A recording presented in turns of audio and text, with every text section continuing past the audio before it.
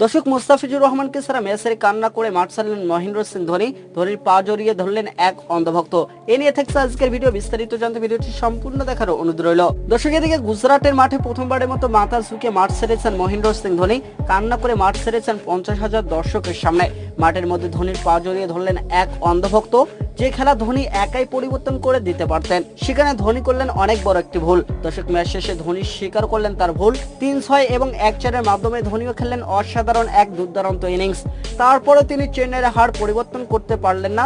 দর্শক, কেন এত নিচে ব্যাট করতে আসেন মহেন্দ্র সিং ধোনি? প্রশ্ন তুলেছেন অনেকেই। দ্য ম্যান দ্য মিথ লিজেন্ডের মতে MS ধোনি যে কাজটা করতে পারে, সেই কাজ দুনিয়ার অন্য কোনো ক্রিকেটার করতে পারে না। দর্শক, 42 বছর বয়স হয়েছে মহেন্দ্র সিং ধোনির, কিন্তু ধোনির বর্তমানে একটা সমস্যা, তিনি প্রতিটি ম্যাচে অনেক পিছনে ব্যাট করতে আসেন, যেটার কারণে অনেক ম্যাচ হেরে গেছে।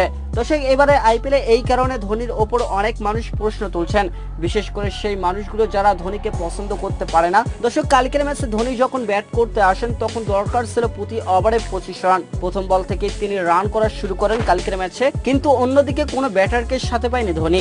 শেষ পর্যন্ত ধোনি 22 বলে কালকের ম্যাচে করেন 26 রান। 236 স্ট্রাইক রেট নিয়ে ব্যাট করেন কালকের ম্যাচে এবং সেখানে তিনি মারেন 3টি 6।